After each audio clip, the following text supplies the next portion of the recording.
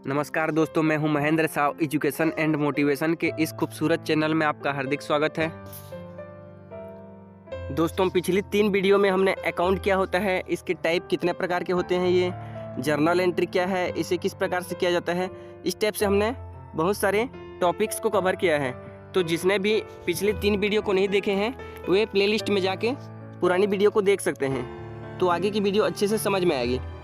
तो इसी सीरीज में आगे के क्वेश्चन स्टार्ट करते हैं। नेक्स्ट 10th नंबर का क्वेश्चन है, paid salary from 1500 in cash. इसका अर्थ है कि 1500 रुपये से सैलरी पेमेंट किया जा रहा है। कैश में 1500 रुपये सैलरी पेमेंट किया जा रहा है। तो यहाँ पर देखिए, सबसे पहले 2 अकाउंट बनेंगे। सबसे पहले यहाँ पर एक अकाउंट बनेगा सैलरी दिया जा रहा है, उसीलिए एक अकाउंट बन जाएगा यहाँ पर सैलरी।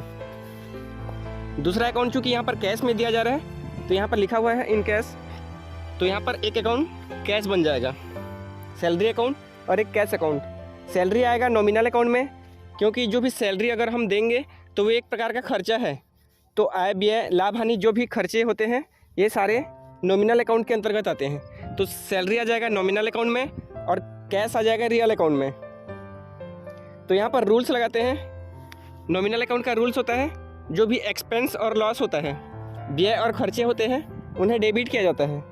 तो यहाँ पर सैलरी अकाउंट हो जाएगा डेबिट, और यहाँ पर चूँकि सैलरी दिया जा रहा है तो कैश हमारे बिजनेस से बाहर जाएगा। सैलरी जिसको भी देंगे कैश हमारे व्यवसाय से बाहर जाएगा।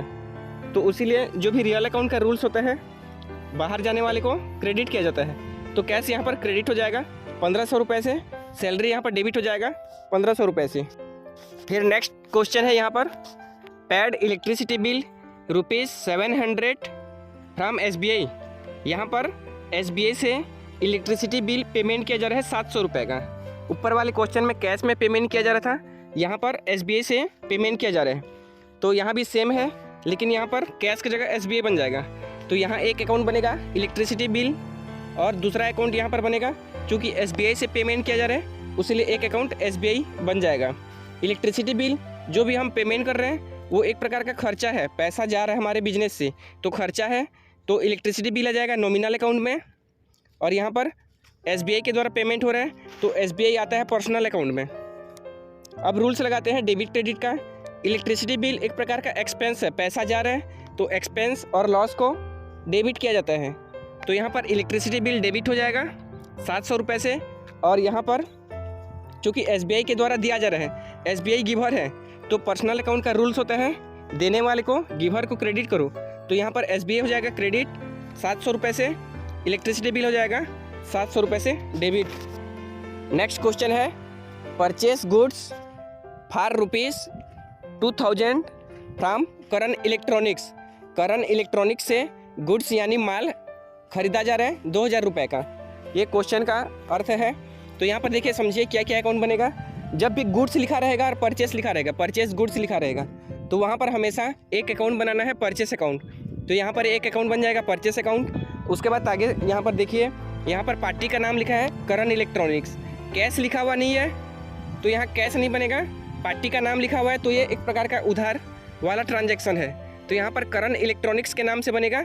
चूँकि ये उधार है इसीलिए जब भी पार्टी के नाम से बनाएंगे या उधार रहेगा तो उसे पार्टी के नाम से बनाया जाएगा। तो एक करण इलेक्ट्रॉनिक्स और एक परचेस बन जाएगा। परचेस जो है वो नॉमिनल अकाउंट के अंतर्गत आता है, क्योंकि परचेस को एक प्रकार का हानि माना जाता है, क्योंकि परचेस में हम माल खरीदते हैं और पैसा देते हैं, तो पैसा जा रहा है तो एक प्रकार का हानि माना जाता है। तो परचेस हानि है, उसीलिए नॉमिनल अकाउंट के अंतर्गत आएगा। और यहाँ पर करण इलेक्ट्रॉनिक्स चूँकि एक पार्टी है, व्यक्ति है, उसीलिए पर्सनल अकाउंट के अंतर्गत आएगा।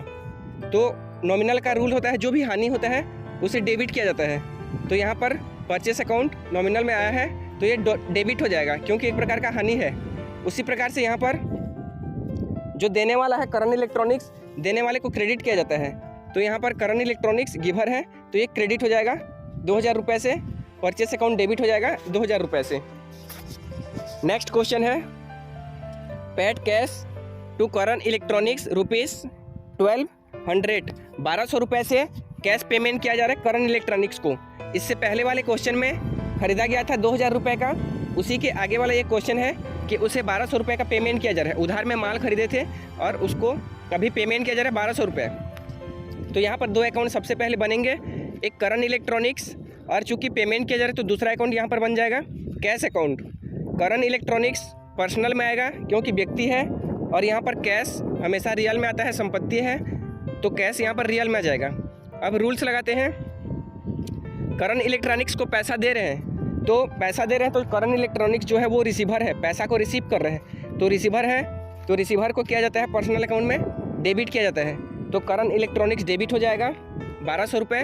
और यहाँ पर कैश हमारे व्यवसाय से बाहर जा रहे हैं, जब हम पेमेंट कर रहे हैं किसी पार्टी को तो हमारे बिजनेस से वो बाहर जा रहे हैं, तो बिजनेस से बाहर जा रहे हैं तो जो भी रियल अकाउंट का रूल्स होता है, जो भी बाहर जाता है उसे क्रेडिट किया जाता है।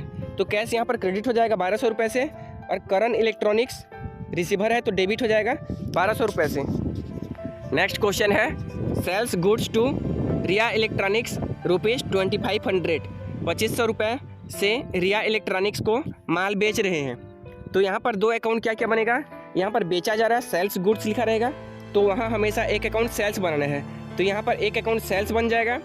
दूसरा अकाउंट यहाँ पर कैश लिखा हुआ नहीं है और किसी व्यक्ति का नाम है, तो ये उधार ट्रांजैक्शन है, क्रेडिट ट्रांजैक्शन है, और यहाँ पर पार्टी के नाम से रिया इलेक्ट्रॉनिक्स के नाम से एक अकाउंट बन जाएगा। तो यहाँ पर सेल्स अकाउंट नॉमिनल में आएगा क्योंकि आय व्यय लाभ हानि नॉमिनल में आते हैं, और सेल्स को हम आय मानते हैं, जैसे बेचेंगे कोई सामान तो हमारे पास आय प्राप्त होगा, तो इसीलिए सेल्स आ जाएगा नॉमिनल अकाउंट में।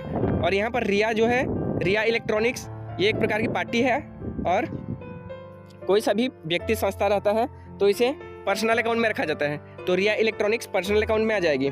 उसके बाद यहाँ पर देखिए, सेल्स एक प्रकार का इनकम है, तो इनकम और प्रॉफिट को क्या किया जाता है, क्रेडिट किया जाता है, इसलिए सेल्स अकाउंट यहाँ पर क्रेडिट हो जाएगा 2500 रुपये से।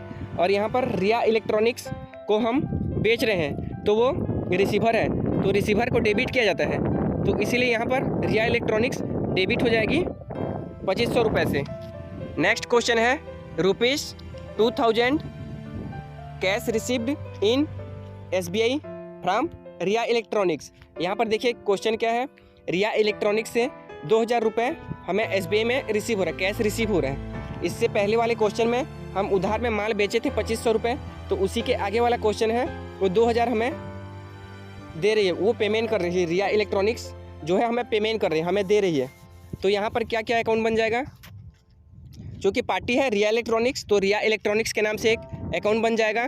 दूसरा अकाउंट यहाँ पर बन जाएगा, चूँकि SBI से हमें प्राप्त हो रहा है तो दूसरा अकाउंट यहाँ पर SBI बन जाएगा। अगर कैश लिखा होता तो यहाँ पर कैश बनता है, लेकिन यहाँ SBI से हमें प्राप्त हो रहा है तो दूसरा अकाउंट SBI बन जाएगा। अब यहाँ पर किसके अंतर्गत आएंगे, रिया इलेक्ट्रॉनिक्स व्यक्ति है, संस्था, व्यक्ति संस्था कंपनी पर्सनल में आते हैं, तो रिया इलेक्ट्रॉनिक्स पर्सनल में आ जाएगी। और यहाँ पर बैंक भी पर्सनल में आता है, तो SBI भी यहाँ पर पर्सनल में आ जाएगा। उसके बाद देखिए यहाँ पर हमें प्राप्त हो रहा है, तो रिया इलेक्ट्रॉनिक्स जो है वो गिवर है, पैसा को दे रही है हमें, तो गिवर को किया जाता है क्रेडिट, इसलिए रिया इलेक्ट्रॉनिक्स का अकाउंट हो जाएगा क्रेडिट 2000 रुपये। और हमें प्राप्त हो रहा है SBI में, तो SBI वाला रिसीवर है, उस पैसे को रिसीव कर रहे हैं, तो रिसीवर को किया जाता है डेबिट, तो यहाँ पर SBI हो जाएगा डेबिट 2000 रुपये से, रिया इलेक्ट्रॉनिक्स हो जाएगी क्रेडिट 2000 रुपये से।